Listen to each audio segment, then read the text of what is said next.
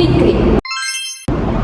Di episode kali ini kita akan membahas satu tema yang tidak jauh dari kehidupan kita sebagai mahasiswa dan masyarakat Indonesia, yaitu hukum dan toleransi.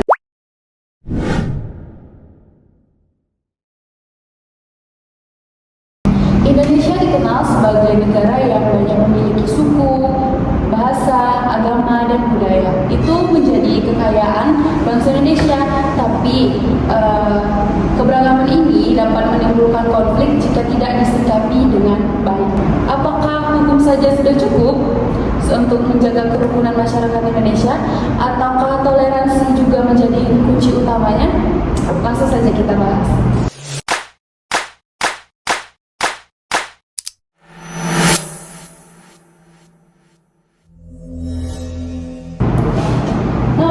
Menurut kamu, apa sih hukum itu? Kalau menurut aku, hukum itu peraturan yang dibuat oleh negara dalam kehidupan bermasyarakat supaya kita tetap adil, tertib, dan aman. Hukum juga melindungi hak setiap warga negara. Jadi intinya, hukum itu fondasi utama dalam kehidupan bermasyarakat supaya kita tidak tertindas sesuatu hati. Jadi menurut kamu, masyarakat Indonesia itu dapat hidup dengan damai jika mereka menaati hukum dengan baik?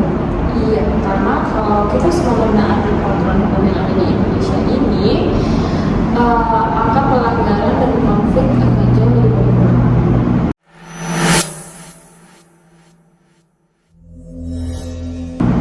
Fikri, apa kamu setuju dengan pendapat Laura? Sebagian besar aku setuju, tapi menurutku hukum saja belum cukup. Kenapa? Karena hukum hanya mengatur tindakan kita, sedangkan toleransi mengatur bagaimana kita melakukan orang lain. Misalnya menghormati teman yang berbeda agama, suku, atau pendapat. Hal seperti itu muncul dari kesadaran dan rasa saling menghargai, bukan hanya karena dihukum. Jadi menurutmu seseorang bisa saja menaati hukum tapi belum memiliki sikap toleransi yang baik gitu? Betul, misalnya seseorang tidak melanggar hukum tapi masih suka meremehkan orang lain, atau membedakan teman karena latar belakangnya. Itu menunjukkan bahwa hukum saja tidak cukup tanpa adanya toleransi.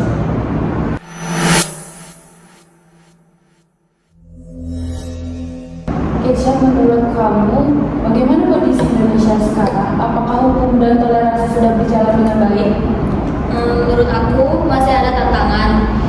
Kita juga masih sering melihat kasus diskriminasi, ujaran kebencian, dan konflik karena perbedaan. Padahal aturan hukumnya sudah ada. Kenapa hal itu masih bisa terjadi? Karena masih ada orang yang belum benar-benar memahami artinya penting dalam menghargai perbedaan. Ada juga orang yang masih terpengaruh oleh informasi yang belum tentu benar. Akibatnya perbedaan tersebut malah dijadikan alasan untuk saling bertengkar. Bagaimana cara mengatasinya? Menurut aku dimulai dari pendidikan, baik di keluarga, di sekolah maupun di kampus. Selain itu, kita juga harus berdiskusi dengan baik, menghargai pendapat orang lain, dan menggunakan sosial media dengan bijak. Kalau di lingkungan kampus itu sendiri, bagaimana toleransi itu dapat kita lakukan? Menurut aku sih sederhana saja. Contohnya tidak membeda-bedakan teman saat berkelompok, terus menghormati teman yang sedang beribadah, dan menaati peraturan kampus. Aku juga menambahkan kita harus menghargai pendapat teman-teman saat presentasi atau diskusi. Walaupun berbeda pendapat, bukan berarti harus saling menjatuhkan. Dan jangan lupa bercanda juga ada batasannya. Kadang ada orang yang mengejek logat bahasa temannya sendiri atau budaya temannya dan mengatakan itu hanya bercanda. Padahal itu kan sifatnya sudah menyinggung orang lain kan. Jadi candaan itu sudah di luar batas.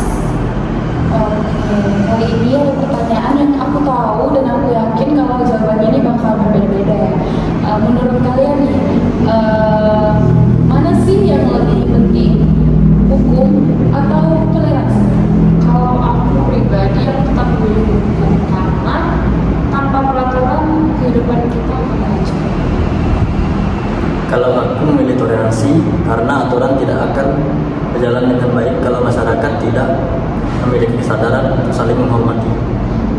Kalau aku justru memilih keduanya karena toleransi dan hukum kan saling berdampingan.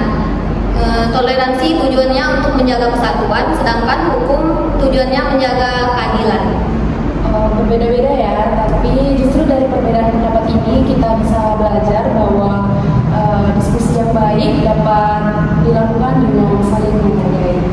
Oke, dari diskusi kali ini kita bisa menyimpulkan bahwa hukum dan toleransi itu bukanlah dua hal yang saling bersaingan, melainkan dua hal yang harusnya berjalan beriringan. Hukum memberi kepastian, juga keadilan serta perlindungan untuk kita masyarakat. Begitu pula dengan toleransi. Toleransi membantu kita membangun hubungan dengan orang lain untuk menjaga keharmonisan dan menjaga sikap saling menghargai dengan orang lain. Sebagai mahasiswa, kita bisa mulai dari hal sederhana, contohnya seperti menaati peraturan kampus, berdiskusi dengan sopan, menghargai perbedaan, dan menggunakan sosial media dengan bertanggung jawab. Oke, terima kasih kepada Naura, Keisha, dan juga Fikri atas diskusinya kali ini. Dan terima kasih juga kepada teman-teman yang sudah menonton video kami. Semoga apa yang kami sampaikan saat ini dapat diterima dengan baik oleh teman-teman. Oke, nantikan video dan podcast kami selanjutnya ya. Bye-bye!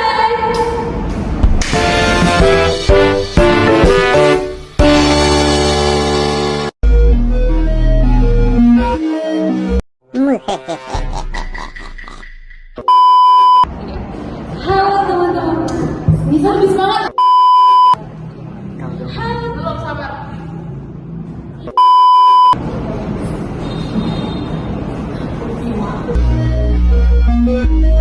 Sabar ya, kan masih awal.